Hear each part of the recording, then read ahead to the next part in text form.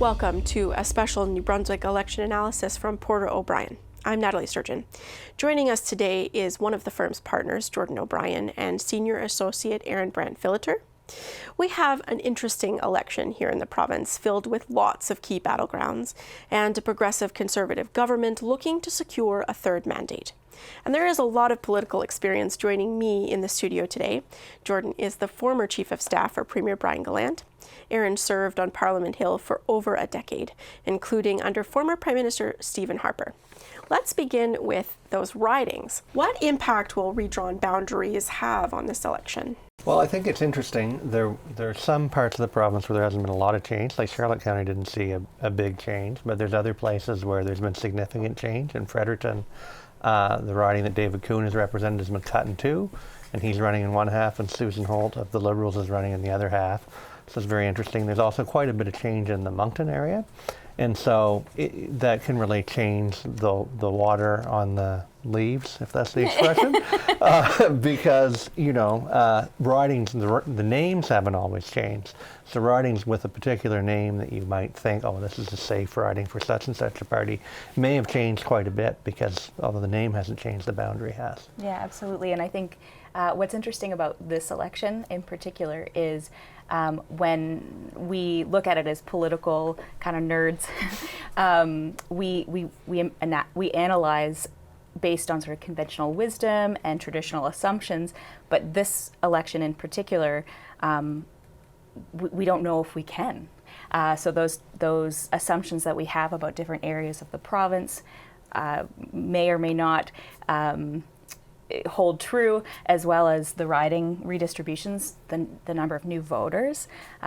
There's some statistics that just came out about the advanced polling, and what was it, 10,000 new voters already that have voted in this province. There's a lot of unpredictable pieces and a lot of unknowns within this election. So all of that conventional wisdom that's sitting here on this couch with you, it's really hard to predict. Yeah, and there's interesting changes between the parties. Like, we've traditionally had two parties of the center. And I think the Conservatives have moved to the right, but the Liberals have also moved to the left. And so what does that do with voters who maybe, you know, it wasn't an ideological question because the ideologies of the parties were similar. And there's funny ridings too, right? Like Hampton and Sussex, you would think of as very safely Conservative ridings, but the Liberals are running very strong candidates in those ridings, and they've got a lot of attention. Now, is there fire where there's smoke? I guess we'll find out next week. I want to look at Ferguson Lincoln. How do you think that impacts David Coon's ability to get his seat back? Well, I think he has a brand. Yep. A really strong brand that is a Fredericton-wide. Like, I think if you look in the last several elections, the Green vote in Fredericton has been high in ridings, not just his own, and I think that's some of his coattails. So I think he'll carry that brand. The riding he's running in is mostly new to him. I think it's about 40% territory he's represented before, but 60% new, and some of that is a bit rural, which isn't necessarily where the Greens have done the best in the past. So, I mean, it's interesting to watch. I find it hard to imagine that David Coon wouldn't win, but the Liberal candidate is running strong, and the Conservative candidate is running strong as well, and so it's very interesting. I was going to say that the Conservative candidate, Daniel Chippen, I have been watching on social media again with sort of the lack of being able to draw from conventional wisdom. We're drawing from a lot of anecdotes and a lot of sort of what do you see, and our office is actually in that riding, and you know, there's a lot of PC New Brunswick signs around the neighborhood, a lot more than I would have imagined in that riding with David Coon. Also, just on my social media feed, I don't know if it's just the algorithm that I'm getting specifically, but it's a lot of really good groundwork happening in that riding for the PC candidate. So I wouldn't count. I wouldn't count it out any of the ways. Yeah. It would be almost impossible to predict, which just goes to show how important it is to get out and vote. And we're seeing great advanced voter turnout already, but you know, getting out and voting with your conscience. One thing that I've been reflecting on a lot through this election is the way partisanship impacts voting, and whether or not, or what it would look like if people just voted their conscience. Yeah, and in that riding in particular, it's very fascinating. Like the communities within the riding are very different, and so you've got a kind of a downtown campus area, which you would think of as being very left-leaning students, professors, civil servants, and then you've got kind of an older suburban area, Southwood Park and Lincoln Heights. But then you've got a very new suburban area, like up around Bishop Heights, I think they call it. There was nothing there 20 years ago, and now there's probably 5,000 or 6,000 people. Like, it's this huge infill area. And then there's a rural part. And I think all four of those sections of the riding could vote completely in different ways from each other. And while the riding could be a three-way race, it's probably a two-way race and a two-way race and a two-way race and a three-way race, but with different combinations that add up. Yep. And I do really think David Coon probably has the leg up in that riding, but you can't rule it out. Can't rule it out. And sometimes you talk about vote splitting. But David Coon could benefit from a vote splitting on the center right, or the Liberals could benefit from an anti-Higgs vote, or the Conservatives could benefit from a split on the left. Like, it's a fascinating riding. Yeah. Well, in saying that, polling is conflicted on how many seats the Greens might achieve in this election. Some will show 2, some will show 1. What do you think it would mean in the event that David Coon would lose his seat for the Green Party in New Brunswick? Oof, that's a big question. I think his would be the safest, although maybe Tantramar might be a safer seat for the Greens. But if he's losing his seat, they're down to 0 or 1. They've got bigger problems.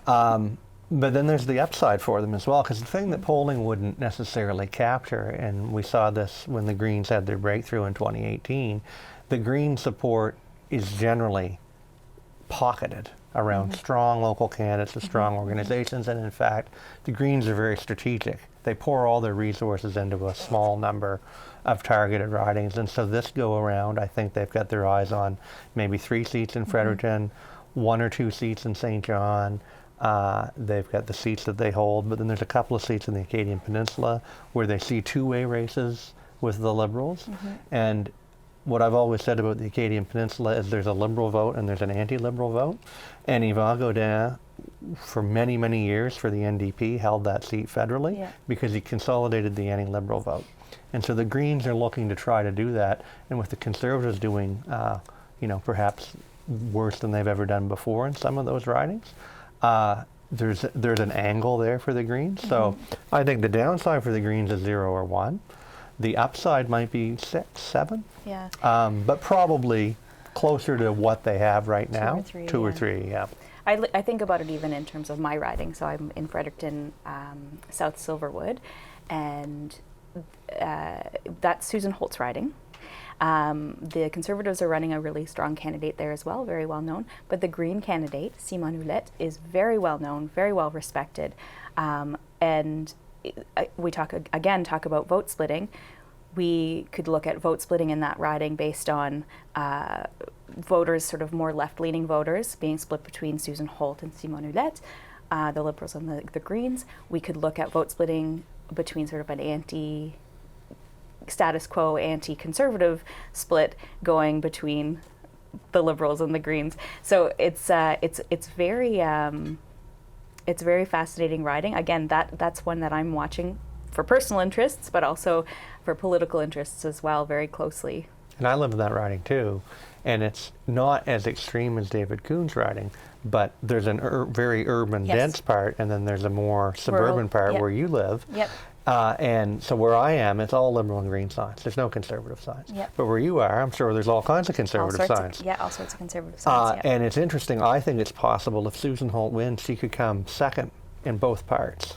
But the Greens would be first and the Tories third over here and the reverse over here. So 2 + 2 is enough to win in that scenario, right? Or she could win everywhere, or it could go any way. It's hard to tell. But it's very interesting to see. And the voting history in that riding, I think there'll be a lot of people go to the ballot box and be very confused because they'll be looking for David Coon's name because they voted for him 3 elections in a row, right? And he's won by large majorities. I think he almost gets 60% of the vote in the last election. So 60% of about 60% of that riding is a pretty significant base for Mr. Ouellette to run on. Mm-hmm. Well, let's talk about that quickly, strategic voting. I mean, we're hearing a lot about it. Candidates are trying to encourage people to vote for their values. How does strategic voting come into play here and maybe impact securing a progressive conservative government? Look, my advice to people is always vote your heart, vote your values. We get really caught up, and I worked in politics for many, many years, so politics is something that's close to my heart and close to my work and everything else. But it's partisanship is not always a good thing, and we need to vote our values. And I think we saw that happen in a sort of a different way with the current Conservative government, with the number of cabinet ministers who left feeling kind of unheard or talking about leadership styles that they couldn't support, and they were using their feet to demonstrate their values in that moment, and putting partisanship aside. There's a lot of conversation around different values and different the political spectrum in New Brunswick through this election, and I think strategic voting is one thing, but really just vote your conscience. Yeah. Vote for the best candidate. And it's not even just about the full party platform or the full spectrum of policies that a party is putting forward. It's also about the person who can best represent your area in the legislature. Who is the person who you feel represents your area the best? Who has the best voice? Who has the best ideas? Who can speak truth to power when it needs to be spoken?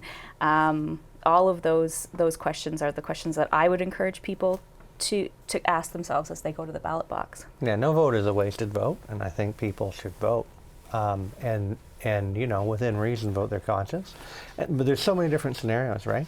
There's some scenarios where it's a two-way race, and your motivation is to stop somebody from winning. So vote for the other most likely candidate. That makes sense. But there's other cases where maybe you're not as caught up in that, so vote for the party that's closest to your values, and sometimes it's not a two-way race.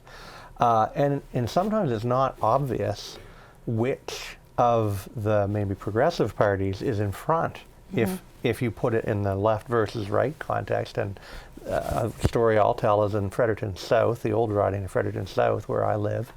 When David Coon won in 2014, he put a pamphlet in every mailbox the weekend before the election that showed an internal poll that it was a two-way race between the Conservatives and the Greens. And I really think he won on that pamphlet because a lot of people that were thinking of voting Liberal or NDP, I know people who switched their vote based on that flyer because they wanted an anti-conservative vote versus, and people think, oh, well, if I want to not vote split, I have to vote Liberal, which is usually the case, but in some ridings it isn't. Are there ridings that have consistently voted one way but are showing signs of maybe flipping this year? For sure. I think the St. John Portland Simons riding in particular I think is interesting to people because Trevor Holder has represented that riding since before I was an eligible voter. And Trevor's not that much older than me, so I'm not picking on him, but and he left, unhappily, I think, and I don't think he's had much to say about how he's going to vote, and that maybe speaks volumes. The Liberals have a very strong candidate there in John Dornan who's been working it hard. Sometimes star candidates, they come and try to rest on their laurels, but he seems to really be working it. To be honest, I'm not sure if I know who the Conservative candidate is. Like the profiles are very much out of sync there. So that, to me, is probably the biggest flip opportunity for a long-standing seat. Mm-hmm. I think some other ridings that we're watching are in the Hampton area as well as in the Sussex area, with Hampton Fundy. What is the name of the riding? Hampton Fundy St. Martin's. Yeah, Hampton Fundy St. Martin's, with John Herron as the Liberal candidate. and Gary Crossman, the former MLA, throwing his support behind the Liberal candidate there. I am certainly watching that one with great interest. Obviously, the Conservatives are running a strong kind of star candidate in Faytine.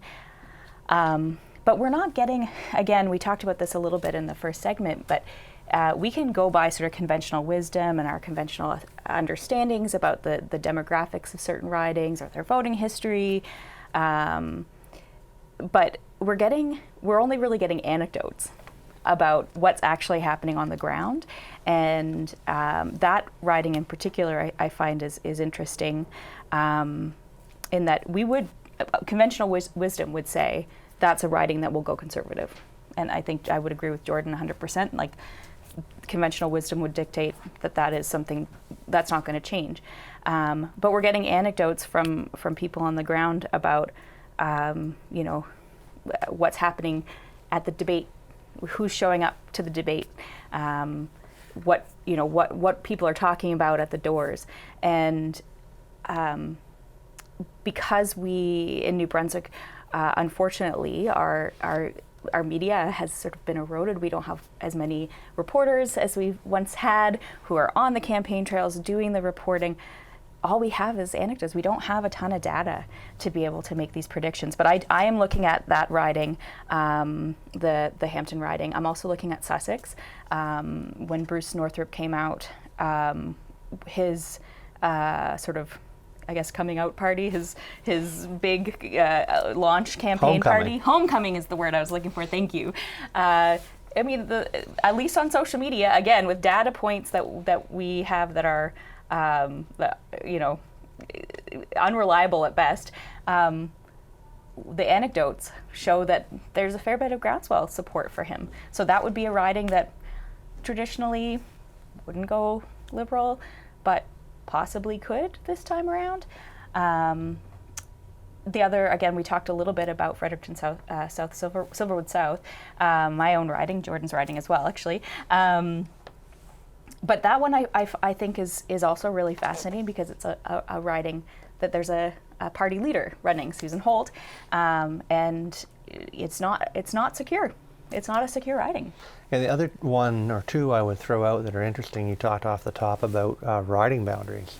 And Moncton Northwest, which has kind of been traditionally the safest Conservative seat in Moncton probably, which is Ernie Steves, the finance minister's riding, it has become less favorable to the Conservatives under redistribution. And Moncton South, which is more of the flip B riding, it has become more favorable to the Conservatives. So you could see those two ridings move in the opposite direction to how they usually move. And Ernie Steves has been there since 2014, and it was John Betts before that for a very long time. Like it's, I don't know.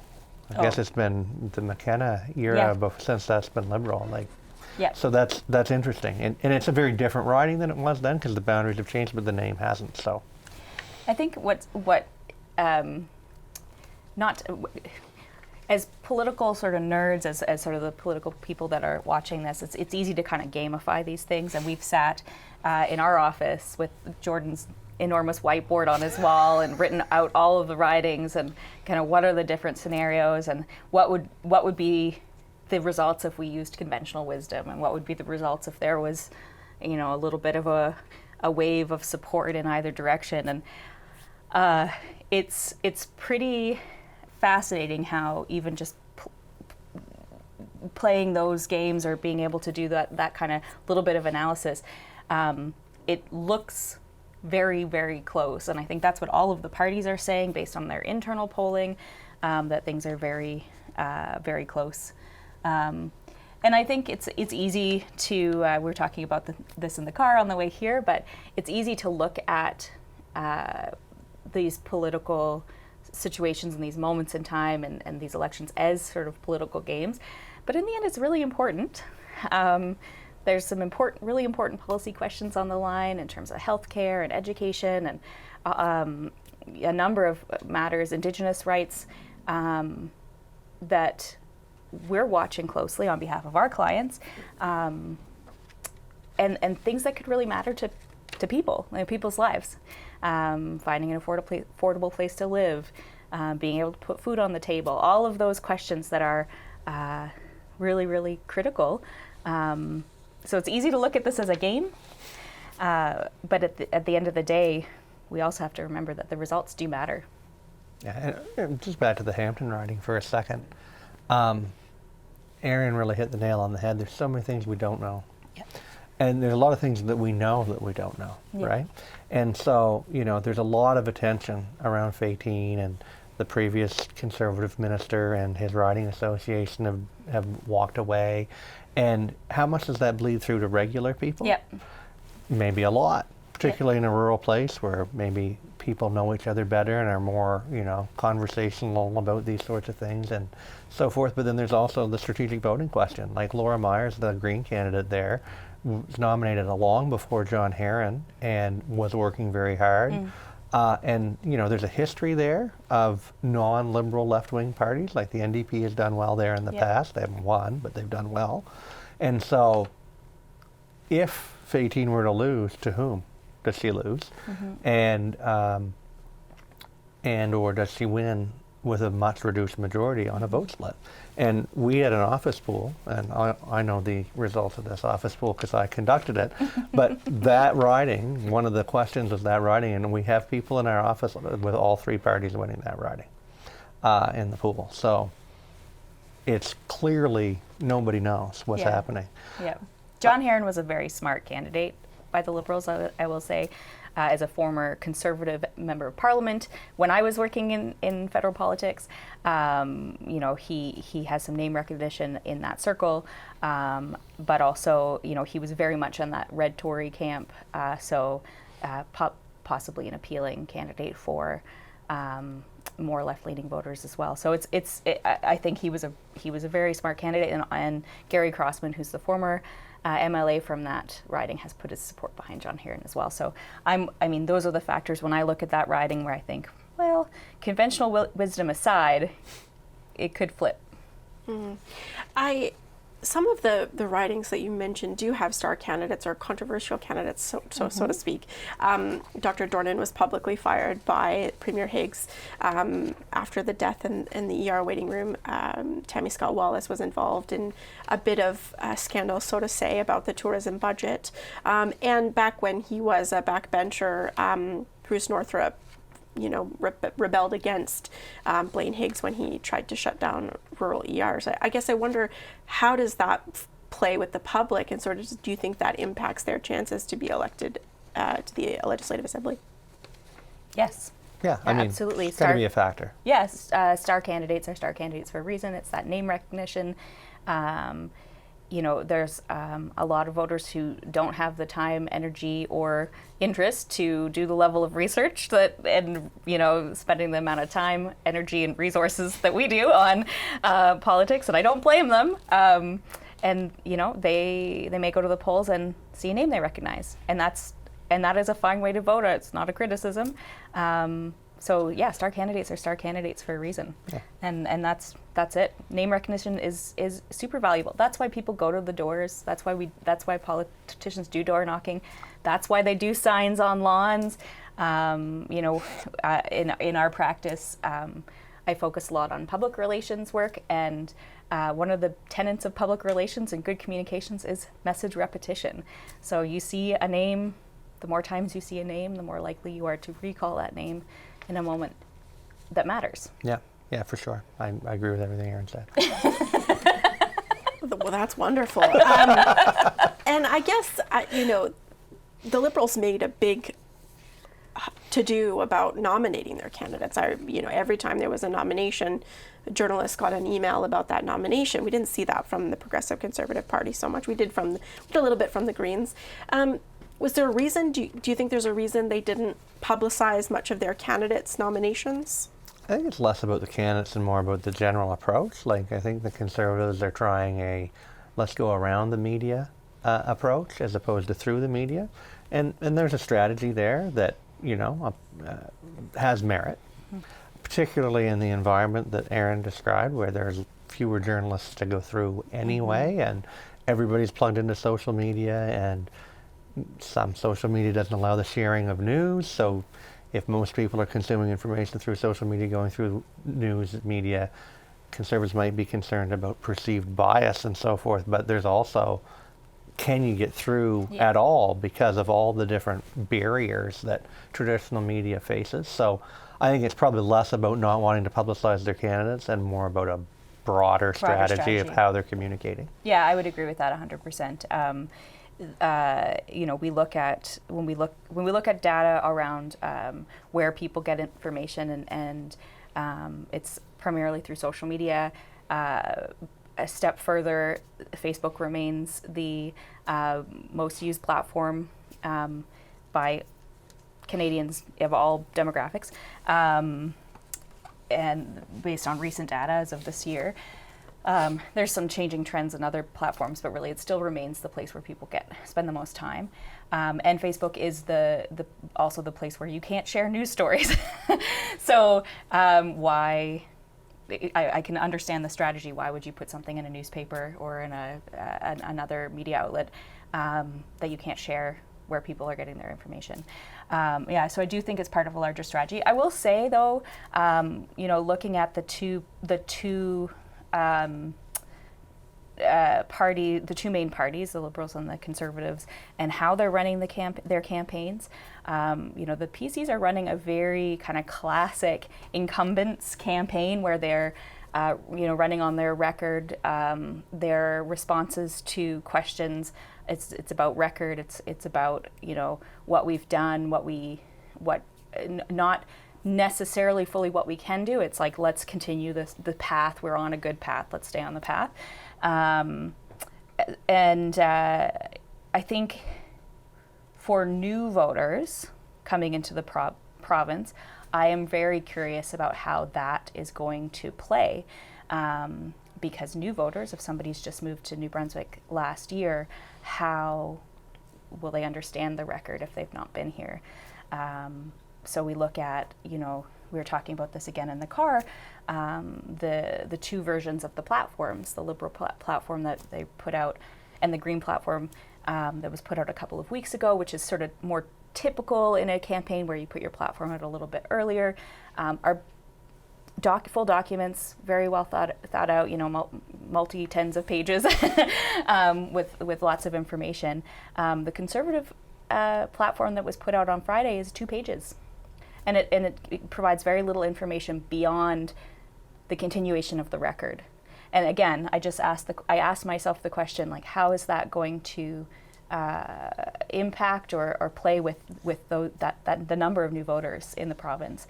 But yes, a very classic incumbent campaign, and the whole campaign is a very, very classic Time for a change campaign. Yeah.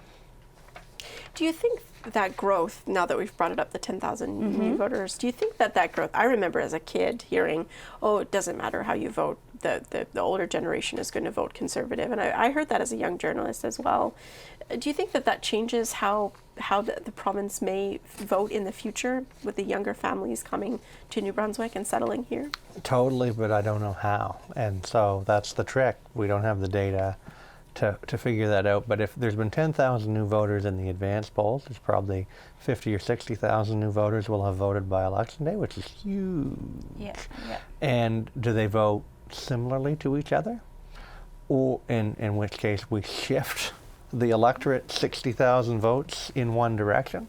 Or do they vote, in all kinds of different ways, not dissimilar to how the existing electorate voted, and it doesn't, just more voters voting in the aggregate the same way? And I don't know which it is. And I've tried to game it out, and I have no idea. Yeah, no, it is really fascinating. And we look at, I think the statistics where there's sort of 70,000 or 75,000 new eligible voters in the province, which is significant. And when we look at where those new voters are coming from, there's a lot of domestic immigration, so from other provinces post-COVID, people returning to be closer to family. That I am one of those people. So I am one of the new voters. I still have to register to vote,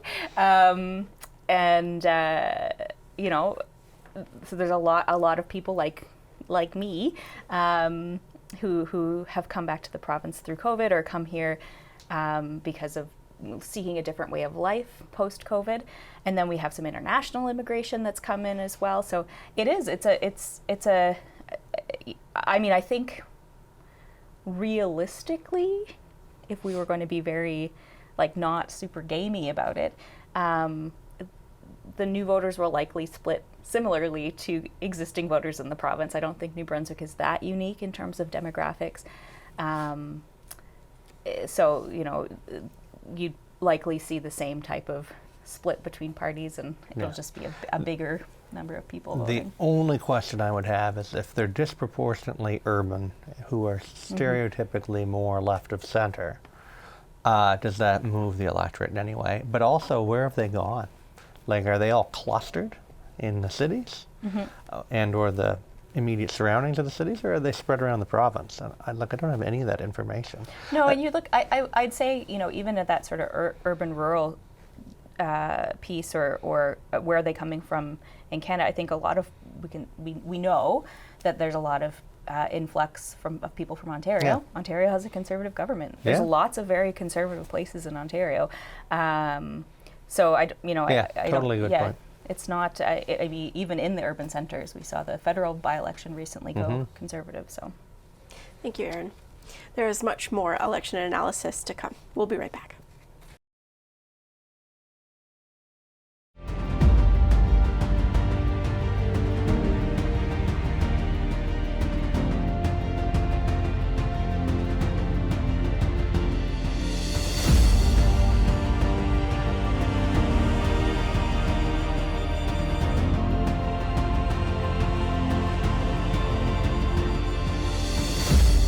With the election right around the corner, we're sitting down with Jordan O'Brien and Erin Brandt Filliter from Porter O'Brien. We're continuing our discussion on the New Brunswick election. Okay, turning quickly to the ridings that encompass Charlotte County. Both ridings were blue in the last election. Andrea Anderson-Mason is not reoffering. Kathy Baucus is reoffering. Do you think Charlotte County will stay blue this time around? I think that's a very important question for the bigger picture. So the Liberals have never formed a government without a seat in the rural Anglophone part of the province, and I think the Charlotte County seats are probably their best shot in this election. So they can make history and form a government without rural representation, or maybe they win one or both of these seats. And I think both seats are interesting in different ways. So as you mentioned in Fundy the Isles, St. John, Lorneville, there's no incumbent, which often opens up an opportunity, but it's also got a long Liberal tradition. And part of that riding was Sheldon Lee's riding from 1978 onwards. Part of it was Eric Allaby's riding from 1987 onwards, and then they kind of merged, and Rick Doucette held it until Andrea defeated him in 2018. And she defeated him by a pretty healthy margin, which I think was a surprise to people. One thing for her to have won, but another thing for her to have won by as big of a margin as she did. Obviously, she was reelected quite comfortably. And so how much of that was her? And so does it revert to its red history? So that's an open question. And then in St. Croix, despite the fact that it has traditionally been a little bit more conservative than the other, it was in 2018 when John Ames lost to Greg Thompson, it was much closer than the other. And Greg Thompson was a legend around here, and only won by a relatively small margin. And so perhaps the times are changing, and that seat is the more Liberal-friendly seat now. But, there's a strong Green campaign there, so we are right back to our tactical voting and vote-splitting conversation. And so I think Fundy the Isles could go Liberal or Conservative, and I think St. Croix probably Liberal or Conservative, but maybe there's a path for the Greens, or maybe there's a path for the Conservatives to win very narrowly with vote splitting. But I think these are really important ridings in terms of the the overall outcome. Like, we're talking about an election that could be a 1 or 2 seat majority versus a 1 or 2 seat minority, and like these are definitely in the list of decisive seats. So Charlotte County, make sure you get out and vote. Well, I guess then, what does it mean to hold the balance of power in an election like this, which we know is going to be very, very close? Yeah. Well, and look, I know our polling numbers and the data that we have and conventional wisdom would say that it's going to be a close election. And that's likely the case. But I'm actually not ready to commit to that. I don't think we have even enough data to say that it's going to be a close election. I think that we have so much unreliable information about what's going to happen. There is quite possibly a wave sweeping through the province that we're just not seeing because we don't have the level of coverage, the level of data that we need based on all of the things that we've talked about, the changing electoral boundaries, the new voters, some really not a lot of incumbents actually reoffering. So what was the last number, 12 or 15 a PC? Yeah, about half of the Conservatives. Yeah, not reoffering, Andrea Anderson-Mason being one of them. And she's a great example. So locally from here, she's been active during the campaign. She's been on Twitter. She's been talking a lot, and she was quite vocal through the PC government about her views and her impressions about what was happening behind the scenes with the government. So she's a force. She's a force in this part of the province, and I think I wouldn't discount that. Yeah, totally agree with that. A third mandate I would think would be a little unprecedented in New Brunswick political history. It is, yeah. Do you think that New Brunswickers, maybe similarly on the federal level, get tired of the same government after successive terms? And sort of, is there anything that you believe is around anything but Premier Higgs at this point? I think, honestly, more than the electorate getting tired of a government, governments get tired. So Jordan and I have both worked in political parties and in governments on the political side. And after a certain amount of time, it is very natural and very normal for a government to get tired. And when a government gets tired, that's when you start to see the sort of a bit of control, wanting to control the message, wanting to control the policies from the center. People going home, people self-selecting out. That's when you see that when a government is tired. Like it or not, our democratic process involves typically a two-party system, and those two parties typically go back and forth every second or every third electoral cycle. And oftentimes it is as a result of a party getting tired. And the Higgs government, to their credit, have seen the province through some pretty unprecedented, we've used that word a lot over the past several years, but unprecedented times. We saw a global pandemic. I was out west at the time, and we were looking at New Brunswick as a beacon of, safety and security through that time. There's been some big gains that have been made for the province in budget surpluses and all sorts of things that are contained within their platform and the record that they have to show. So I think it's important to acknowledge those wins, but it's also important to acknowledge that governments get tired, people get tired, your staff get tired, the people who have worked on the multiple campaigns have seen you through the tough times. Everybody gets tired. Yeah. Just back to what Erin said at the beginning of that question, I think that is really unpredictable, and everybody seems to be putting their bets on very close. And what data we have would suggest very close the last several elections, setting aside 2020. But even 2020, it wasn't a blowout. It was a 3-seat majority. Yeah. And so it grew afterwards because there was a by-election, the People's Alliance crossed over and so forth. But in spite of all of the tailwind of a pandemic, it was not a blowout. And so, it's easy to assume it would be close. Because the 2018 election was close, the 2014 election was close, 2010 was a bit of an anomaly, but then 2006 and 2003 were very close elections. So we are used to close elections in New Brunswick. But sometimes there are waves, like 2010 and 1999 and so forth. And so usually the waves come with change. And so, is this government worn out? Is it time to change? That's one possible scenario. There's all these new voters. that could, push that as well. But the flip side of that is the Conservatives have brought in an outside guy who's an expert in political kind of field operations and turning out the vote, and they run a very disciplined campaign, very hyper-focused campaign. Some people, like perhaps all of us as journalists and observers of politics, might look at it cynically because it's very, very focused and they're only answering the questions they want to answer and so on and so forth. But there's a strategy there as well. And so they've zeroed in on a few hot button issues that might motivate some people that don't usually vote. And that could give you a surprise wave the other way too. Yes. I mean, no outcome would surprise me in this election. Yep, I agree.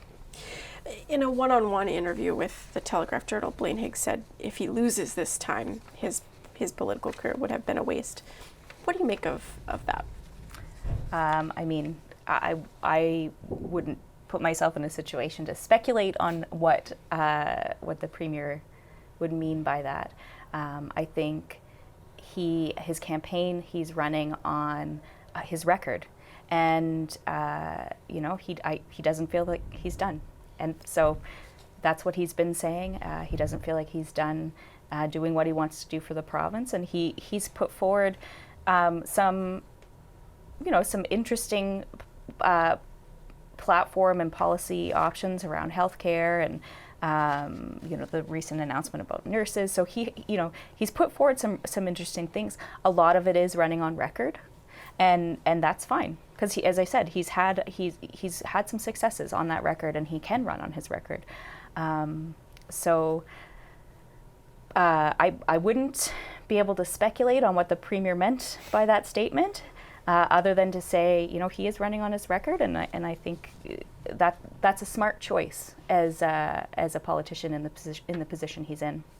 I think he sees himself as uniquely qualified, maybe not uniquely qualified, but a unique holder of the office. His background is business as opposed to politics, although he's now been in the legislature for 14 years. He kind of portrays himself as above politics, although he certainly is also very capable of playing politics. But his focus is managerial. It's results oriented, particularly on the fiscal side. And I think that he thinks that if the government were to change, that we'll be right back into deficit and so on and so forth. I don't know that that's necessarily true. I mean, the trend of fiscal stability began before he took office. The first surplus was before he took office. And he's certainly maintained and grown that. Would it snap back? I don't think it necessarily would, but he believes that it would. And I think that's what he's talking about, that we can't afford to go further and further and further into a debt, and that if he's not the Premier, we will. And I think that's what he's talking about. And I think he often has talked about making changes that can't be undone. I've heard him say that a few times, and I don't think he's made those yet. I think he maybe sees the HST cut as one of those, because once that revenue is gone, it's gone. Too bad for you. You can't spend it because it ain't there anymore. Yep. And so I think those sorts of things are the sorts of things he would do in a third term. Get the government out of the business of doing certain things, reduce the sources of revenue and so forth, so that his change can be more permanent. I think that's what he's talking about.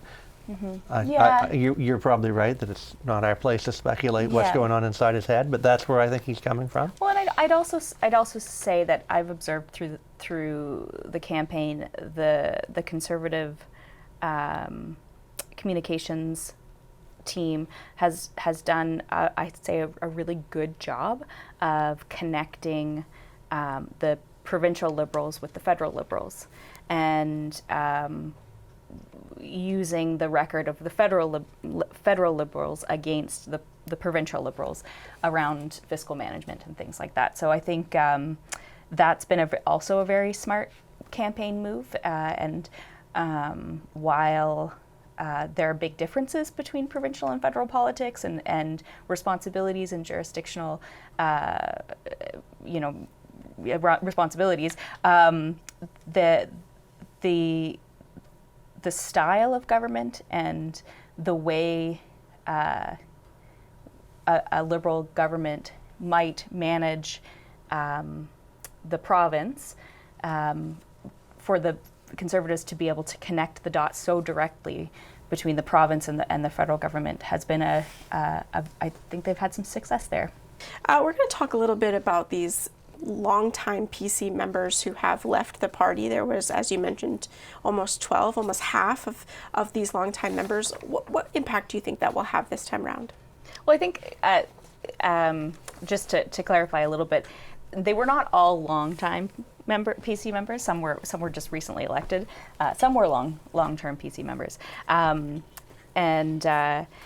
think we talked about this a little bit previously, but governments get tired near the end of a mandate. It's easy to fall into some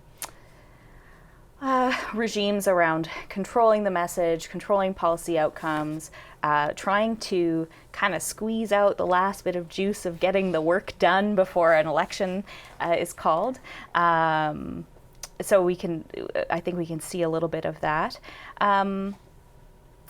When we look at this election, there's a lot of folks in New Brunswick who've been talking about it as sort of a referendum on Premier Higgs's leadership and his leadership style, and I think that part of that narrative comes from the number of former members leaving and not reoffering, or some of the I would say fairly dramatic moments that we saw in the legislature with Dorothy Shepherd writing her resignation letter in pen and slamming it on the Premier's desk. On tape. Like, we saw some fairly dramatic moments around this exodus. And we've seen some of those former members stay very quiet through the campaign, like Trevor Holder. We've seen others, speaking their mind, but not necessarily throwing their support behind candidates. And then we've seen others like Gary Crosman, who threw his support behind the Liberal candidate, John Herron, in Fundy, in Hampton, Fundy, St. Martin's. It's hard to remember all the names. So I think if it will have an impact, it might have an impact in some places. We talked about Andrea Anderson Mason's riding, or the area around here. It might have an impact. It might have an impact with that riding being kind of having some Liberal roots. So, yeah. I think it definitely has an impact. The question is how much, of course. But there's all kinds of research that incumbency does matter. It's whether it's between 5 and 10 points usually, and so that a lot of ridings get decided by smaller margins than that. Mm-hmm. There's a few different examples. Like, I think Andrea Anderson Mason and that riding is very interesting. So, was her arrival in 2018 a coincidence of timing? It was just gradually shifting to Conservative as it is federally, or was she just particularly strong? And I think we'll see that in the result in that riding in particular. Up in the Fredericton-Sunbury County area, the Carrs are an institution. Yes. This is the first election since 1995 that one of those three brothers hasn't been on a ballot. Yes. What does that mean? I mean, that means that... how much of that vote... Pigs are flying, that's Carr what that means. vote? Your viewers are familiar with the Carr brothers. Yeah. And so, what does that mean? This Hampton thing, where the incumbent, who was until a very short time ago a minister, endorsing, his successor's opponent. Presumably that means something. Yep. And then even in Riverview, I think it's a sleeper. It's a deep sleeper. But, Riverview has become more and more of an urban place. And there's a lot of young families that have moved there because maybe it's less expensive than Moncton and Dieppe. And Bruce Fitch has been there for over 20 years. And so what does that mean? And so I think there's all kinds of cases where incumbency matters, but maybe matters even more. Mm-hmm. I guess it begs the question, are voters loyal to a party or to a representative? That's a very good question. I think party loyalty obviously comes into play. New Brunswick, I think, I'm going to go out on a limb and say New Brunswick, more than other places in Canada, I think are very sort of partisanship loyal to their partisanship. Family after family member, we are a blue family, we are a red family. I do think that with the influx of new voters and new families coming in from other parts of the country and other parts of the world, there might be a bit of a change, and also the younger generation that's coming up. So the millennials, the young Gen Xers, the older Gen Zs, are less likely to be loyal to a party. It's not within their kind of framework, within their mindset to be loyal to a party. It's more about voting values and searching for that party that fits their sensibilities. Now, do they go out and vote? That's the question. That's always been the question. And how do we mobilize youth vote? I think it's a really important question, though, Nathalie, because we have American clients that we're helping to interact with government in Canada, and to explain our system to them. Like, they get to go and they vote for governor, local representative, federal representative, maybe they've got a referendum on policy issues and so forth. They vote the judges, the chief of police, exactly. everything. We have to go in and one vote. We're voting for premier, we're voting for party to form the government, we're voting for a local representative, we're voting for a policy platform, all in one vote. And that's tough. Yeah, that's tough. And different people approach it differently, and different people approach it differently in different elections. Like, people might say, oh, I don't like either of these leaders, so I'm going to vote based on the local candidate. Or they might say, I really want the government to change, so I don't care who my candidate is, I'm voting Liberal or Green or whatever way you want to do to change the vote. Or maybe in Sussex, it's a hospital vote. Who do I think is most likely to save my hospital? Or whatever the issue might be. Maybe that's an issue in St. Stephen as well, right? And so I think that there's all kinds of factors that go into people's vote, because they have to vote for so many things with one X, or filled in bubble in this case. Bubble. Yeah. I think we've left the most complicated question for the last, unfortunately. Hooray. But what impact will these shifting values that parties have in this election, 713 comes to mind, focusing more on sociocultural issues? It's a tough one. Well, I think we can speak I can speak quickly to the questions around negotiating with First Nations in the province. I think that's an important one. Recent polls have suggested that 61% of New Brunswickers want to see a government negotiate with First Nations around title claim in the province, rather than litigate, which obviously costs lots of money, and I think the only people who win in that scenario are the lawyers. So, I think that if you look at that as sort of a value spectrum, might be a factor for some people. Policy 713 is an interesting one. I think all parties have been trying to stay away from that conversation, and with reason, because it's very polarizing. I would like to see parties focusing more on students and education. There was a really interesting Maclean's article that came out about that recently, about sort of the history of where Policy 713 came from, and Dominic Carty putting it in place, and the whole story behind it. And when it was put in place, there was no news about it. There was only news about it when the current government made news about it, and in trying to change it. And I've said it before. I said it on CBC National. It was a manufactured controversy by the current government. I couldn't speculate as to why, but I don't think people want to be talking about that. I think what people would like to see is a system where educators are respected and teachers are respected, where we trust our school system, where we trust our education system. We send our kids to school and we know that they're getting the best education that they can, but it's also a place where everybody feels like they belong, and a place where kids can explore elements of their identity safely, and because that's a normal part of childhood, is exploring elements of your identity, and not making judgments immediately about what that means. Yeah. And it's really easy to look at what's been done on that issue very cynically. There's a lot of playing to fears of the unknown and so forth, and they've done a masterful thing from a public relations perspective in branding, and it's parental rights. Because if you make it a choice between who's better at raising your kids, you or the government, nobody's going to choose the government, and so they've branded it well, which is unfortunate because I think it's a pretty fundamental issue about safety and identity, and it's been imported. I think the culture wars and weaponizing the culture wars has become very well studied and operationalized in the United States. I think some of those techniques have been imported here. Yeah. And the parental rights branding is there.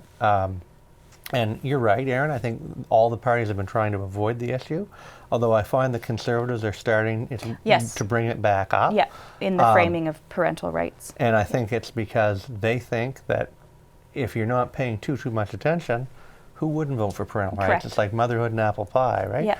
And so I think that's unfortunate. Yeah. Very unfortunate. It's unfortunate for a lot of people. I think it's unfortunate for the education system because it does drive a wedge between within communities. Schools are central to community functioning.